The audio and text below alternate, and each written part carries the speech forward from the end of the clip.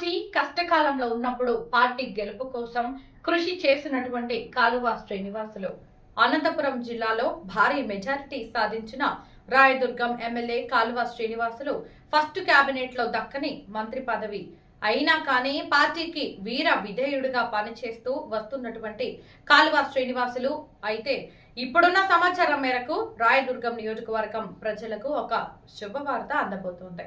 రానున్న రెండో కేబినెట్ లో కాలువ శ్రీనివాసులకు దక్కనున్న మంత్రి పదవి కీలకమైన శాఖలో రానున్నట్లు సమాచారం. చంద్రబాబు గారికి నమ్మిన బంటుగా ఏ పని అప్పజెప్పినా సరే రాష్ట్రంలో తన వంతు శైలిలో ఆ పని దిగ్విజయంగా పూర్తి చేస్తున్నటువంటి కాలువ శ్రీనివాసులు గారు అయితే చంద్రబాబు నాయుడు గారు ఆయన సీనియారిటీ, ఆయనకున్న జర్నలిజం, ఆయనకు ఉన్నటువంటి రాజకీయ అనుభవం ద్వారా రానున్న కేబినెట్ నూతన కార్యవర్గంలో కీలకమైన శాఖ బాధ్యతలు అప్పజెప్పనున్నారు.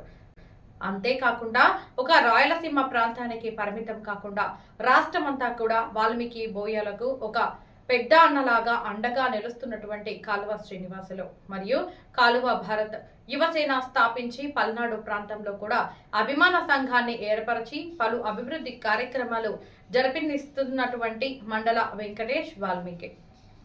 కాలువ శ్రీనివాసుల కంటే ముందు కాలువ శ్రీనివాసుల తర్వాత రాయదుర్గం అని చెప్పుకునే విధంగా రాయదుర్గం పట్టణాన్ని మనము అభివృద్ధి చేస్తా ఉన్నాం.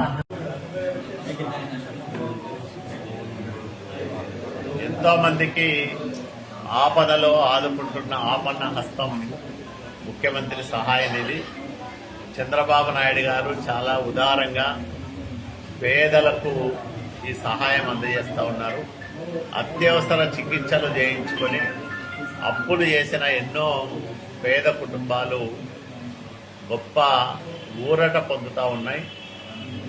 ఒక్క రాయదుర్గం నియోజకవర్గంలోనే ఈరోజు 36 మందికి దాదాపు 10 లక్షలు అంటే 9,91,000 పైచిలుకు డబ్బుల్ని అందజేయడం జరిగింది చెక్కుల రూపంలో. ఇప్పటిదాకా 335 మందికి 2,33,23,392 రూపాయల సహాయాన్ని అందజేశాము. అంటే 2 సంవత్సరాలు తిరక్క ముందే 2,33,00,000 రూపాయలు పేదలకు ముఖ్యమంత్రి సహాయ నిధి నుంచి అందడం అనేది చాలా గొప్ప విషయం. ఎందుకంటే ఈ ప్రాంతాల్లో ఈరోజు చూసాం, 3 పిల్లలు కడుపు నొప్పితో బాధపడి ఆసుపత్రిలో చేరితే వాళ్ళకి అయ్యే ఖర్చులో ఎంతో కొంత సహాయం మనం చేస్తూ ఉన్నాం. అంటే చిన్న పిల్లల దగ్గర నుంచి ముసలి వాళ్ళ వరకు ఎవరు ఆపదలో ఉన్న ఆసుపత్రులకు వెళ్ళి కార్పొరేట్ వైద్యం పొందిన అట్లాంటి వాళ్లకు అయిన ఖర్చుల్లో కొంత మొత్తము ముఖ్యమంత్రి సహాయ నిధి నుంచి అందజేస్తూ ఉంటాం. ఇది చాలా గొప్ప కార్యక్రమం, ఇదొక పవిత్రమైన కార్యక్రమం. ఇంత పెద్ద మనసుతో వేలాది కుటుంబాలకు సహాయం చేస్తున్న ముఖ్యమంత్రి గారికి మనస్ఫూర్తిగా ధన్యవాదాలు తెలియజేస్తాం. మా నాయకుడు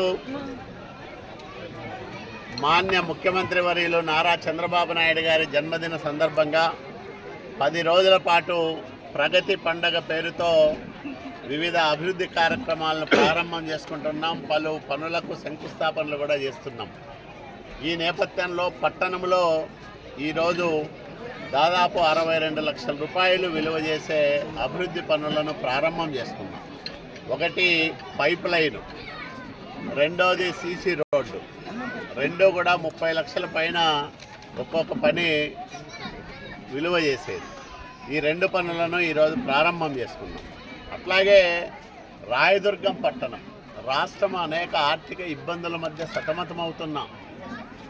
ఆర్థిక పరిస్థితి ఏమాత్రము సహకరించకపోయినా ఆయన అడిగింది కాదనుకోకుండా చంద్రబాబు నాయుడు గారు రాయదుర్గానికి నిధులు ఇస్తూ ఉన్నారు.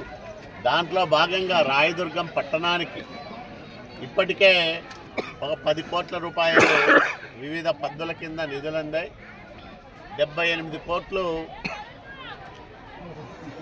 మంచినీటి పథకం అమృత్ 2 కింద మంజూరై టెండర్లు కూడా పూర్తయ్యాయి.